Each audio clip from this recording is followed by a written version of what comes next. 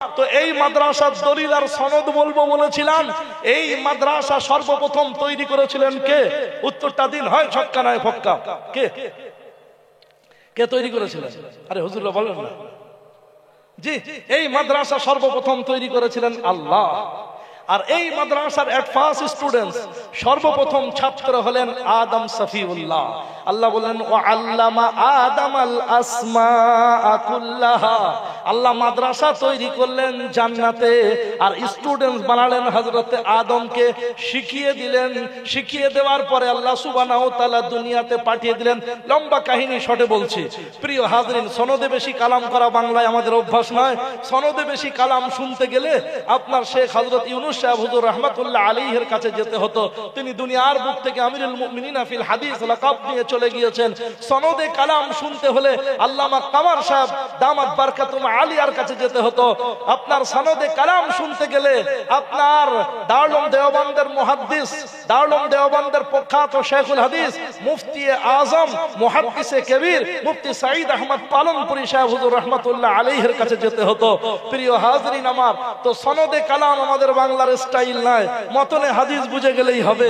তো বেশি কালাম করতে চাইছি না।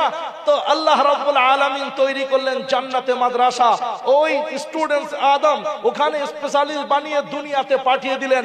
চাকা সম্পর্কে, চাষবাদ সম্পর্কে আল্লাহ সুবহানাহু ওয়া তাআলা আদমকে ওহী করলেন। আস্তে আস্তে দুনিয়া বড় হচ্ছে, দুনিয়া সাবালক হচ্ছে। ইন্না আওহাইনা ইলাইকা কামা আওহাইনা ইলা নূহি ওয়ান নাবিয়্যিনা মিন বাদি। নূহ আলাইহিস সালামকে ওহী করছেন, ওয়াসনাইল ফুলকা বিআইনিনা ওয়া ওয়াহিনা ওয়ালা তুখাতিবনি।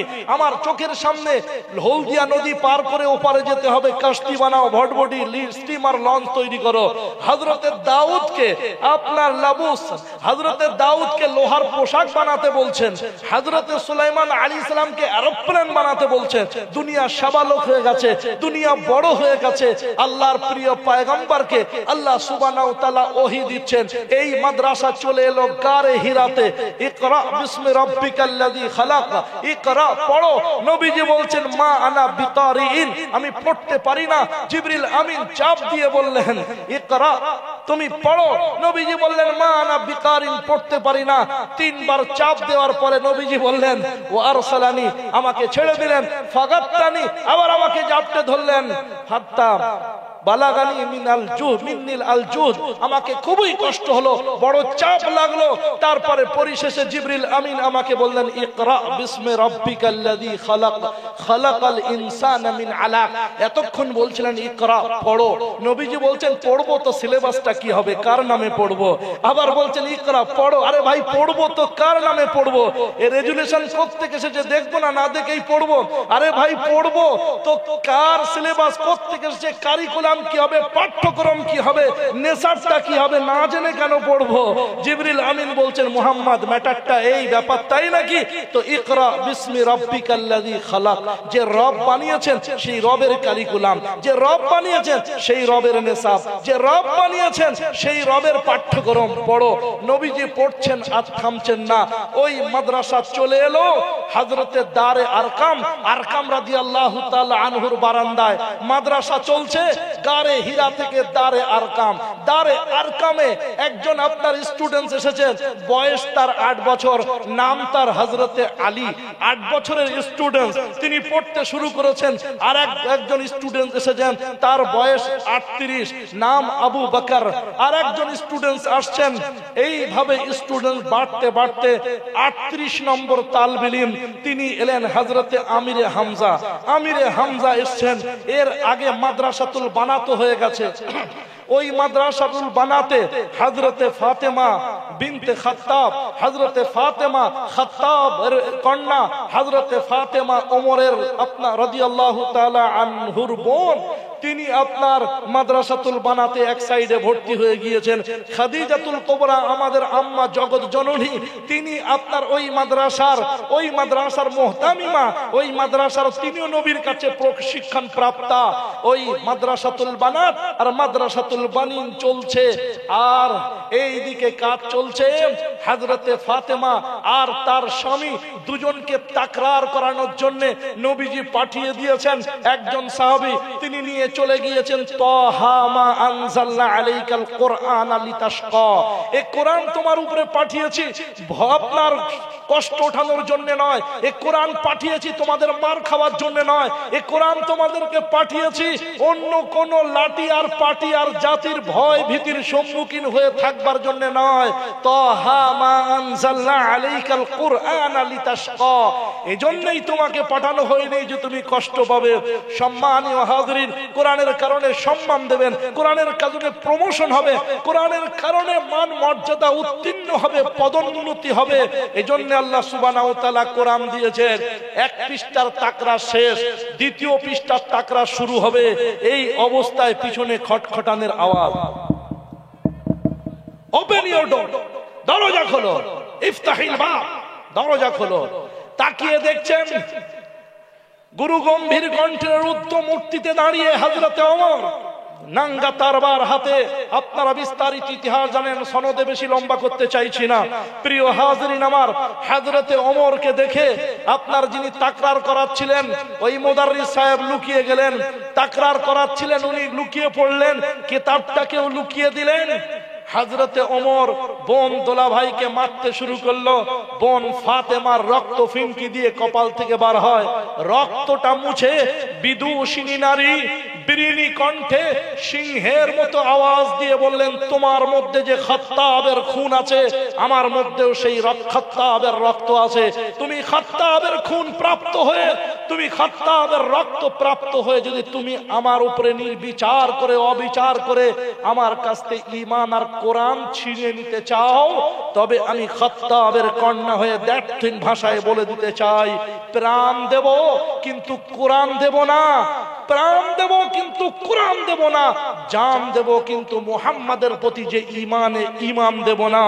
খাত্তাবের পুত্র ওমর রাদিয়াল্লাহু তাআলা আনহুর বিবেকের দরজায় কুঠার আঘাত হানে। আপনার সঙ্গে সঙ্গে উনি বলতে চায়, কি পড়ছিলে আমাকে দাও। বুঝে দেওয়া যাবে না, যে সেই কোরআন ছুঁতে পারে না, স্পর্শ করতে পারে না। পাক পবিত্র হলেন, শর্ত শারাইত মেনে নিলেন, মঞ্জুর করলেন, অ্যাকসেপ্ট করলেন। কোরআনের পাতা ওনাকে ধরিয়ে দেওয়া হলো, পড়ছেন।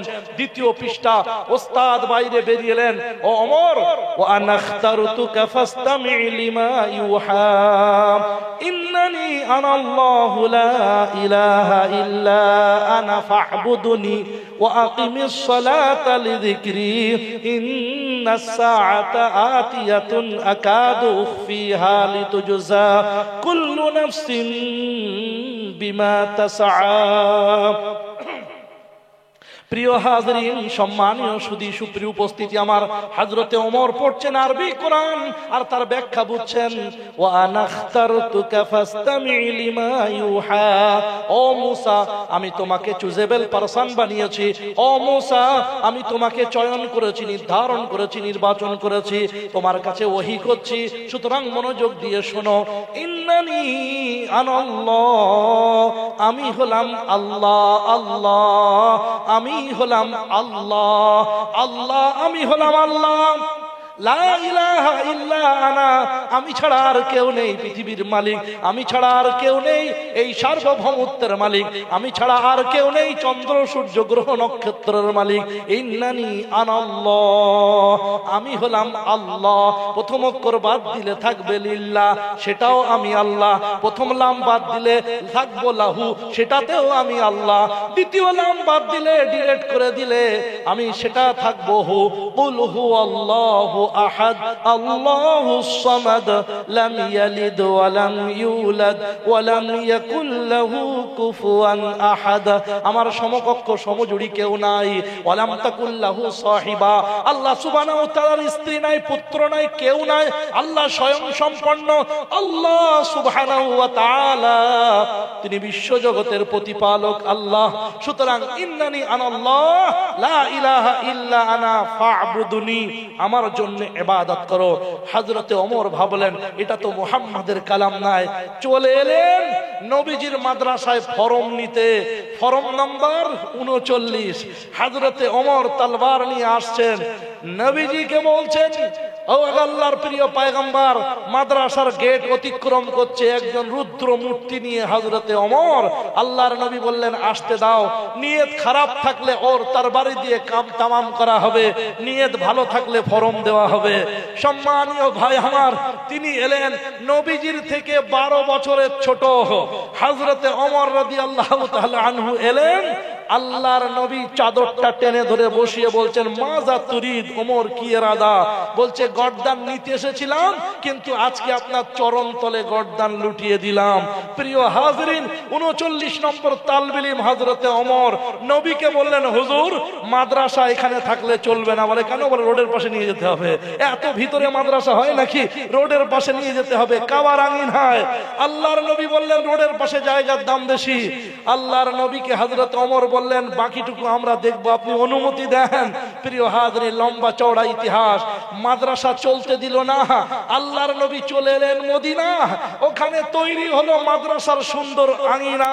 ওই মাদ্রাসার তালবিলিম এলো ইথিওপিয়া, আবিসিনিয়া, হাবশা, আফ্রিকা কান্ট্রি থেকে, আফ্রিকা মহাদেশ থেকে এলেন হযরতে বেলাল। ওই মাদ্রাসায় এলেন ইউরোপ কান্ট্রি থেকে সোহাইব রুমি। ওই মাদ্রাসায় এলেন পারস্য দেশ থেকে হযরতে সালমান ফারসি। প্রিয় হাজরিন, ওই মাদ্রাসায় এলেন আম্মার বিন ইয়াসির। ওই মাদ্রাসায় এলেন হযরতে মুআজ বিন জাবাল। একের পর এক মাদ্রাসা তালবিলিম হচ্ছে, ভর্তি হচ্ছে। হযরতে আবু বকর একটা তালবিলিম ভর্তি করাতে নিয়ে এসেছেন। তালবিলিমটার বয়স, আল্লাহর নবী জিজ্ঞাসা করছে আবু বকর এ তালবিলিমের দাড়ি সাদা, এ তালবিলিমের গোঁফ সাদা, এ তালবিলিমের মাথার চুল সাদা, এ তালবিলিমের চোখের ভুরু সাদা, এ তালবিলিমের বয়স কত? আইডেন্টি কার্ড দাও, আধার কার্ড দাও।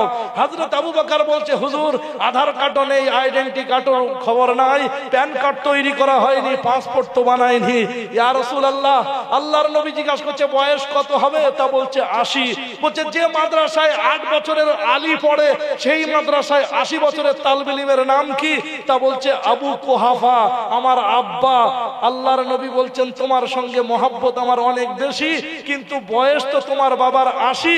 এই তালবিলিমকে 8 বছরের তালবিলিমের সঙ্গে কিভাবে রাখা যাবে? এই মাদ্রাসার এক্সামিনার তো জিবরিল আমিন। পরীক্ষার হলে যদি বয়স যাচাই করে তাহলে গোলমাল হয়ে যাবে। কিছু একটা উপায় করা যায় কিনা দেখি। আল্লাহর নবী বলছেন আবু বকর উপায় আছে। বলছে কি উপায়? বলছে কালো ছাড়া অন্য কোন কালারিং করে তোমার বাবার দাড়িটাকে কালারিং করে দাও। জিবরিল আমিনকে বলবো জিবরিল আমিন একটা একটু বেশি বয়সের তালবিলিম আছে, কিন্তু চুল এখনো সাদা হয়নি, তালবিলিম চলবে, চালিয়ে নিও। জিবরিল আমিন এলেন। আপনার যাচাই বাছাই করতে গেলে উলাইকাল্লাযীনা আমতাহানাল্লাহু কুলুবাহুম লিত্তাকওয়া লাহুম মাগফিরাতুন ওয়া আজরুন আযীম। এই সব আপনার কোশ্চেন পেপার আদান প্রদান চলছে। খবর পেয়ে গেলেন পারস্য দেশ থেকে সালমান ফারসি, বয়স নাকি 150 থেকেও বেশি। এসে বলছে হুজুর একটা ফরম চাই। নবীজি বলছেন কোত্থেকে আসছো ভাই? বলছে দূর দেশ থেকে, অনেক দূর দূরান্ত রাস্তা অতিক্রম করে দুর্গমগিরি কামথার মরুদুস্তার পারাবার লঙ্ঘন করে এসেছি ইয়া রাসূলুল্লাহ আপনার দরবারে। আল্লাহর নবী বলছেন বয়সের প্রমাণ না পেলে কেমন করে ফরম দেওয়া যায়? বলছে অত কিছু জানি না, ফরম দিতে হবে। বহু দূর থেকে হয়েছি আপনার দরবারে রওনা। অনেক লম্বা চওড়া শোনালেন ঘটনা। কানা আমি ছিলাম কি কুনতু ইবনু দুহকানুল কারিয়া, আমি ছিলাম গ্রামের সবথেকে বড় লিডারের সন্তান। আমি পেলাম খ্রিস্টীয় ধর্মের সন্ধান। ওখানে গিয়ে দেখেছিলাম দারুণ ইবাদতের পদ্ধতি, ভালো লেগে গেল। সব কিছু পাল্টে ওখান থেকে এই পর্যন্ত গোলাম হয়ে সব কিছু বেচা বিক্রি করে দিয়ে নিজেকে বিক্রি হয়ে গোলাম বেশে ওগো নবী তোমার দেশে চলে এলাম তালবিলিমের লেবাসে আর পোশাকে। ওগো নবী তোমার মাদ্রাসা তালবিলিম বানিয়ে দাও। আল্লাহর নবী দেখলেন যেখানে 80 বছরের আবু কুহাফা আছে, 150 বছরের একটা তালবিলিম নিলে অসুবিধা হবে না। 80 বছরকে যখন মেকআপ করিয়ে দিয়েছি, জিবরিল আমিনকে বলে 150 বছরটাকেও মেকআপ করব। তালবিলিম চলছেন, পড়ছেন। উনি বলছেন ইয়া রাসূলুল্লাহ আপনার মাদ্রাসার ফুল তালবিলিম হতে চাই, আপনার ফুল টাইমার তালবিলিম হতে চাই, হাফ টাইমার অথবা আপনার পার্ট টাইমার তালবিলিম হতে চাই না। বলছে কি করতে হবে? বলছে আমার মনিবের কাছ থেকে, আমার মালিকের কাছ থেকে আমাকে ছাড়িয়ে নিতে হবে। আল্লাহর নবী বললেন, কে গো আছো তোমাদের ভাইকে ছাড়িয়ে নেবে? আবু বকর ঘরে কিছু সোনা ছিল, এনে দিলেন। মালিক হযরতে সালমানে ফারসির মালিক দেখে বললেন, এতটুকু শোনাতে হবে না, তোমার ওজনে সোনা দিতে হবে, তবে তোমাকে ছাড়বো, নতুবা না।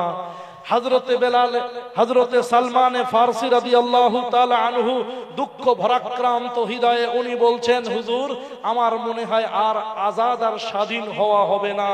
উনি কাঁদছেন, চোখ দিয়ে পড়ছে পানি।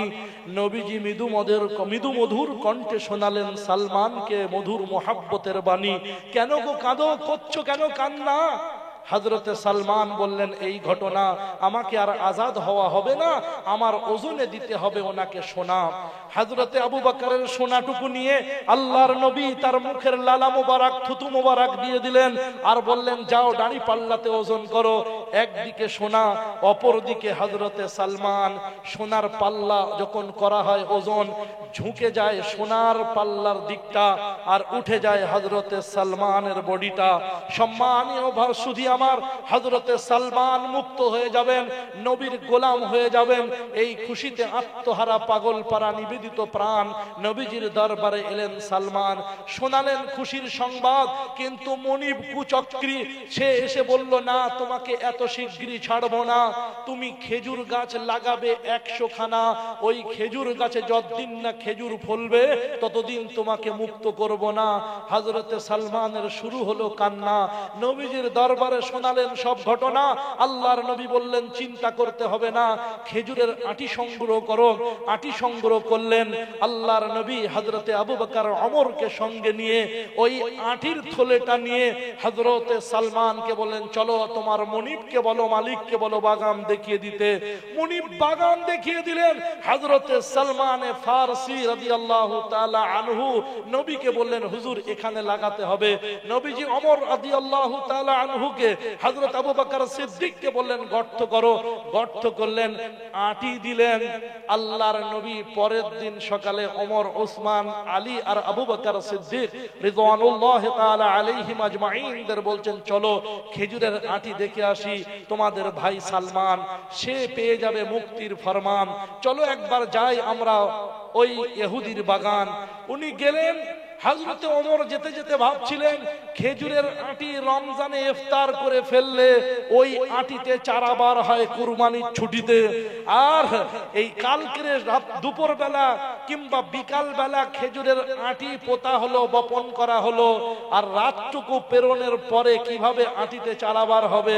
নবীজি সকালে চারা দেখতে যাচ্ছেন পরম আনন্দে, চরম উল্লাসে, সাহাবারা সঙ্গে পাশে পাশে। প্রিয় হাজরিন, নবী যখন পৌঁছালেন, গিয়ে দেখলেন 99টা খেজুরের আটি ফেটে বেরিয়ে গেছে চারা। নবীজির মুখে ফুটে উঠেছে দারুণ আপনার হাস্যময় চেহারা। একটা আটিতে বার হলো না চারা। নবীজি ভাবছিলেন, ব্যাপারটা কি, কেন বার হলো না গাছ? হযরতে ওমর রাদিয়াল্লাহু তাআলা আনহু সামনে এসে বললেন, নবীজি একটা আটি আমি লাগিয়েছিলাম, আইডেন্টিফাই করে দেখলাম সেটা এটা। নবীজি বললেন, ওমর এটা হচ্ছে নবী মুহাম্মদুর রাসূলুল্লাহর কুদরতের কারিশমা। পাথরে সালাম দেয়, গাছে আপনার দূর থেকে পাহাড় চিরে এসে নবীর সামনে দাঁড়িয়ে তার নবুয়তের সাক্ষ্য দেয়। ভারতবর্ষের আপনার 650 কোটি টাকা খরচ করে সারা দেশের ক্রিম ইন্টেলেকচুয়াল আল্ট্রা মডার্নদেরকে নিয়ে অত্যাধুনিক প্রযুক্তির সময়ে রোবট কন্ট্রোল, আর আপনার চন্দ্রে অভিযানের সময়ে বিজয় বৈজ্ঞানিকের বিজয় বৈজয়ন্তীর দিনে 650 কোটি টাকা খরচ করে চন্দ্রযান 3 কে চাঁদের মাটিতে ল্যান্ড করাতে হয়। আর আল্লাহর প্রিয় পয়গম্বর মক্কার জমিনে দাঁড়িয়ে দাঁড়িয়ে আকাশে চাঁদের দিকে আঙ্গুল দিয়ে ইশারা করে চন্দ্রকে দুখণ্ড করে গোটা বিশ্বকে সাক্ষী রেখে যায়। প্রিয় হাজিরিন আমার, সেই নবী তিনি আপনার, তার মুজিজা, তার বরকত যে আটি রাতারাতি ফেটে চারা বার হয়। নবীজি আপনার আবার ওটাকে ওই আটিটাকে লাগিয়ে দিলেন, ওটা অল্প কিছুদিনের মধ্যে খেজুর ফলে গেল, সালমানে ফারসির বাগান নামে পরিচিত হয়ে গেল। আজও আছে সেই বাগান, কিন্তু নবীজির হাতে লাগানো খেজুর গাছ আর নাই। তবে ওই স্থান, ওই প্লেস আছে যেখানে হজ করনেওয়ালা হাজিরা, ওমরা করনেওয়ালা মুতামিররা তারা গিয়ে দেখে আসেন এবং সালমানে ফারসি রাদিয়াল্লাহু তাআলা আনহুর বাগান থেকে খেজুর নিয়ে আসেন। বলতে চাচ্ছিলাম প্রিয় ভাই, ওই মাদ্রাসা থেকে গোটা পৃথিবীর প্রান্তে প্রান্তে প্রান্তে ছড়িয়ে পড়েছে মাদ্রাসা। আজ ওই মাদ্রাসা টিকে থাকলে সব সিস্টেম টিকে থাকে। মাদ্রাসা ছিল বলে ভারতবর্ষে 800 বছর মুসলমানরা রাজত্ব করেছে, কিন্তু তাদের সরলতার সুযোগ নিয়ে সাত সমুদ্র পেরিয়ে কটা চোখো সাদা মুখো শ্বেতাঙ্গ আপনার শয়তানরা এসে ছলে বলে কৌশলে বণিক দেশে ব্যবসায়ীর প্রলোভন দিয়ে আমাদের দেশকে দখল করে নিয়েছিল। সবাই তাদের প্রভুত্ব মেনে নিয়েছিল, কিন্তু আপনার মাদ্রাসারা মানতে চাইল না। তাই তারা একটা দুটো নয়, 12,000 থেকে 8,000 থেকে 12,000 মাদ্রাসা গুড়িয়ে দিয়েছিল। জানা শুধু তাই নয়, মাদ্রাসা গুড়িয়ে দিয়েছে উলামায়ে কেরাম ঘরের বারান্দায় দারে আরকামের মতো মাদ্রাসা তৈরি করেছে। উলামায়ে কেরাম নিজের বাড়িতে মাদ্রাসা করেছে। একটা মাদ্রাসা ভেঙেছে, আলেম ওলামার ঘরে ঘরে মাদ্রাসা তৈরি হয়েছে। তাই আলেম ওলামা জবাই করতে লেগেছে। দিল্লির গ্যাংটং রোড থেকে নিয়ে কাবুল, কান্দার, পেশোয়ার পর্যন্ত সব আপনার গাছের ডালেতে কয়েক মাসের মধ্যে 52,000 উলামায়ে দ্বীনকে শহীদ করা হয়েছে। আলেম ওলামাকে শেষ করে দেওয়া হয়েছে। জানাজা দাফন করার জন্য বিনা জানাজায় মাইয়িতকে দাফন করা হয়েছে। এই রকম পরিস্থিতিতে ডালিম গাছের নিচে আপনার আল্লাহ সুবহানাহু ওয়া তাআলা দারুল দেওবন্দের বুকে ওই মদিনা মুনাওয়ারার আপনার তালিম ও তারবিয়াত ডালিম গাছের নিচে ছাত্তা মসজিদের সামনে বারান্দার পাশে তালবিল ইলম একজন, তাকে নিয়ে শুরু করেছেন একজন। ওই মাদ্রাসা ছড়াতে ছড়াতে আল্লাহর নবীর আপনার ওয়ারিসানে মুহাম্মদুর রাসূলুল্লাহ সাল্লাল্লাহু আলাইহি সাল্লাম সারা পৃথিবীতে মাদ্রাসা ছড়িয়েছে। বিনা সনদে কথা নয়। আমি আপনাদের সামনে বক্তা হারুন রশিদ, আমি কোরআন ও হাদিস পেয়েছি আমার উস্তাদ মুহতারাম মুফতি সাঈদ আহমদ পালনপুরি সাহেব রাহিমাহুল্লাহু তাআলা, আমার বুখারী জিলদের সামির উস্তাদ শেখ আব্দুল হক সাহেব রাহমাতুল্লাহ আলাইহি, আমার উস্তাদ তিরমিজি শরীফের হযরত মাওলানা আরশাদ মাদানী সাহেব দামাত বরকাতুম আলিয়া, আমার উস্তাদ নিয়ামতুল্লাহ সাহেব, আমার উস্তাদ আল্লামা কামার সাহেব, সম্মানীয় সুদী সুপ্রিয় উপস্থিতি, তাদের উস্তাদ ইব্রাহিম বালিয়াবি সাহেব রাহমাতুল্লাহ আলাইহি, তাদের উস্তাদ শাইখুল ইসলাম হোসেন আহমদ মাদানী সাহেব রাহমাতুল্লাহ আলাইহি, তাদের উস্তাদ হযরত শাইখুল হিন্দ মাহমুদুল হাসান দেওবন্দি রাহমাতুল্লাহ আলাইহি, তাদের উস্তাদ কাসিমুল উলুমি ওয়াল খায়রাত হযরত মাওলানা কাসিম নানবী সাহেব রাহমাতুল্লাহ আলাইহি, তাদের উস্তাদ তারা যার থেকে কোরআন ও হাদিস পেয়েছেন তিনি হচ্ছেন শাহ আব্দুল গনি মুজাদ্দিদ রাহমাতুল্লাহ আলাইহি, তার উস্তাদ শাহ ইসহাক মুহাদ্দিস দেহলভী রাহমাতুল্লাহ আলাইহি, তার উস্তাদ শাহ আব্দুল আজিজ মুহাদ্দিস দেহলভী রাহমাতুল্লাহ আলাইহি,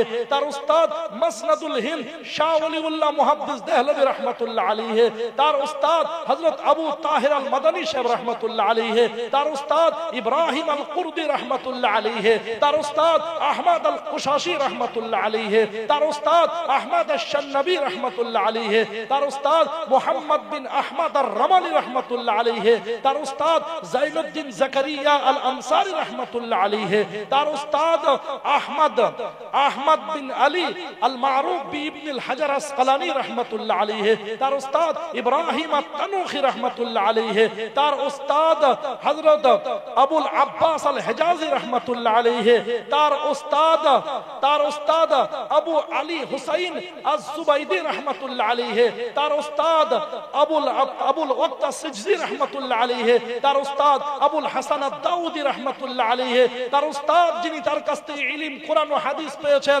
তিনি হলেন হযরত আবু মুহাম্মদ আস-সারাকসি রাহমাতুল্লাহ আলাইহি, তার উস্তাদ আবু আব্দুল্লাহ বিন ইউসুফ আল ফারাবরি রাহমাতুল্লাহ আলাইহি, তার উস্তাদ আবু আব্দুল্লাহ মুহাম্মদ বিন ইব্রাহিম ইসমাইল বিন ইব্রাহিম আল বুখারী আল বারদিসবাত আল জুফি আল ইয়ামানি, ইমাম বুখারী আমিরুল মুমিনিন ফিল হাদিস রাহিমাহুল্লাহু তাআলা, তার উস্তাদ আহমদ বিন ইশকাব রাহমাতুল্লাহ আলাইহি, তার উস্তাদ হযরত মুহাম্মদ বিন ফুযাইল রাহমাতুল্লাহ আলাইহি, তার উস্তাদ যিনি তার কাছ থেকে কোরআন ও হাদিস পেয়েছেন তিনি হযরত ওমর ইবনুল কাকা রাহমাতুল্লাহ আলাইহি, তার উস্তাদ হযরত আবু যুরআ রাহমাতুল্লাহ আলাইহি, তার উস্তাদ হযরত রাসূল পাক সাল্লাল্লাহু আলাইহি সাল্লামের সাহাবী রাসূল বিখ্যাত মুহাদ্দিস প্রখ্যাত মুহাদ্দিস হযরত আবু হুরায়রা রাদিয়াল্লাহু তাআলা আনহু, আর তার উস্তাদ হযরত আকায়ে মাদানী তাজদারে মদিনা জনাবে মুহাম্মদুর রাসূলুল্লাহ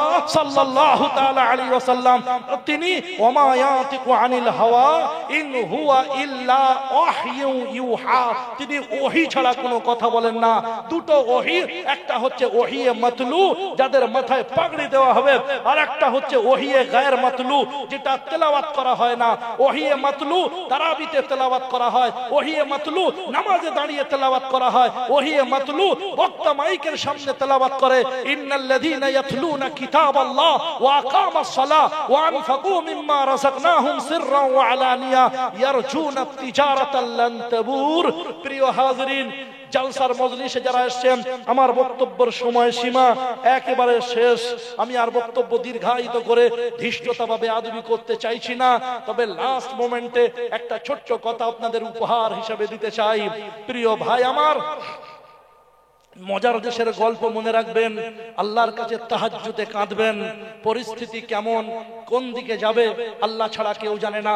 মাদ্রাসার সঙ্গে মহাব্বত রাখবেন, ইনশাআল্লাহ রাখলে বিপদ হবে না।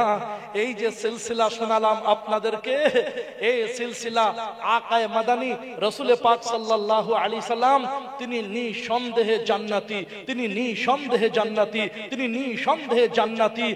আর তার সঙ্গে আপনার আইম্মায়ে মুজতাহিদিন একটার পর একটা অ্যাটাচমেন্ট আছে।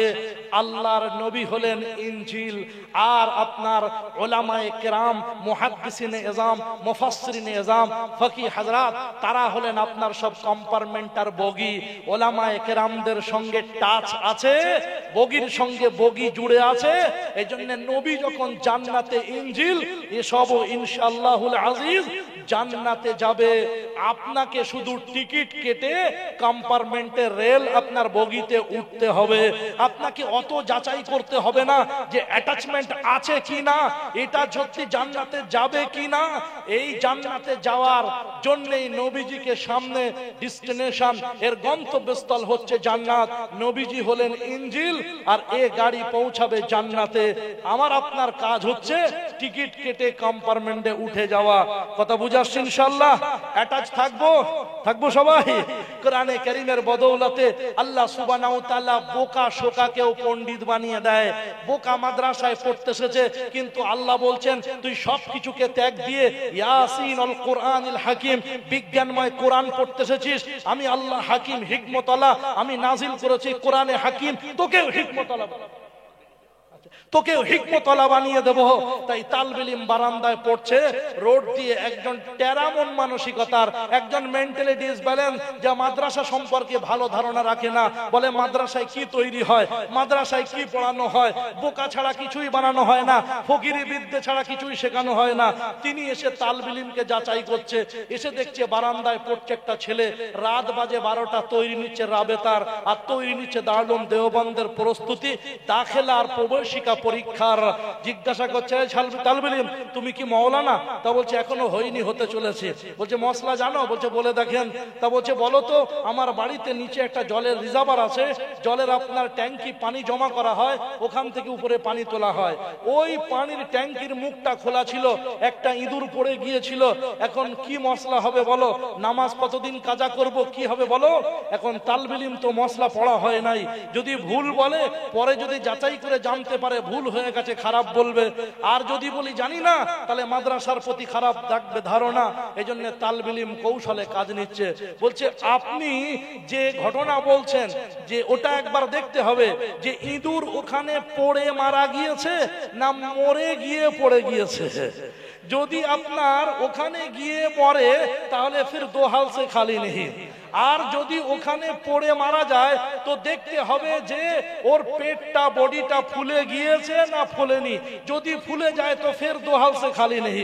আর যদি ফুলে যাওয়ার পরে দেখতে হবে যে ওর নাড়ি ভুড়ি বাইরে বেরিয়ে গেছে না যায়নি। যদি নাড়ি ভুড়ি বাইরে বেরিয়ে যায় তো ফির দোহাল সে খালি নেই। নাড়ি ভুড়ি দেখতে হবে যে নাড়ি ভুড়ি পানির সঙ্গে নিচেই নেমে গেছে না উপরের দিকে উঠে আছে। যদি নিচের দিকে নেমে যায় তো ফির দোহাল সে খালি নেই। তো ও মনে মনে ভাবছে এখন কোন অবস্থার মশলা, আমাকে ঘুরিয়ে জিজ্ঞেস করবে তা তো জানা নাই। বলছে ভাই মশলা বলতে হবে না, কেটে পড়ছে। প্রিয় ভাই আমার, তো আল্লাহ সুবহানাহু ওয়া তাআলা কোরআনুল হাকিমের বদৌলতে আল্লাহ সুবহানাহু ওয়া তাআলা এদেরকেও হিকমত ওয়ালা বানিয়ে দেয়, এদেরকেও জ্ঞানী বানিয়ে দেয়। এজন্য উলামায়ে কেরামদের দ্বারায় কোনো সমাজ বিরোধী কার্যকলাপ ঘটে না। তাই আজকের এদের মাথায় দায়িত্বের পাগড়ি দিয়ে দেওয়া হবে। এটা আপনার জিম্মেদারির পাগড়ি। আপনাদের সকলকে সাক্ষ্য রেখে সকলের দোয়া নিয়ে এই সমস্ত তালিবে ইলমদের মাথায় আজকের নমুনা হিসাবে এদের মাথায় পাগড়ি দেওয়া হচ্ছে। কিয়ামতের ময়দানে আল্লাহ সুবহানাহু ওয়া তাআলা স্বয়ং পাগড়ি পরাবেন এদের পিতামাতাকে। মান কারা আল কোরআনা ওয়া আমিলা ফিহি উলবিসা ওয়ালিদাহু তাজাই ইয়াউমাল কিয়ামা। কিয়ামতের দিনে আল্লাহ সুবহানাহু ওয়া তাআলা তাদের মাথায় কুদরতি তাজ পরাবেন, নূরের তাজ। আল্লাহ সুবহানাহু ওয়া তাআলা এই ঐতিহাসিক মুহূর্তের আমাদের সকলকে সাক্ষ্য থাকার তৌফিক দান করুন। এই কথা বলে আমি আমার বক্তব্যের ইতি জবনিকা টেনে হযরত মাওলানা শ্রদ্ধেয় জনাব বাকিবিল্লাহ সাহেব হুজুর দামাত বারকাতুম আলিয়া এবং মুশতাক সাহেব আর অন্যান্য সকল আসাতেজায়ে কেরামকে অসংখ্য ধন্যবাদ জানিয়ে আর আগত মেহমানদেরকে যথাযথ মর্যাদা ভক্তি শ্রদ্ধা ভালোবাসা জানিয়ে আমি আমার বক্তব্য ইতি করছি। আল্লাহ সুবহানাহু ওয়া তাআলা আমাকে এবং সকলকে উক্ত বক্তব্যের উপরে আমল করার তৌফিক দান করুন। আমিন। ওয়া আখিরু দাওয়ানা আনিল হামদুলিল্লাহি রাব্বিল আলামিন।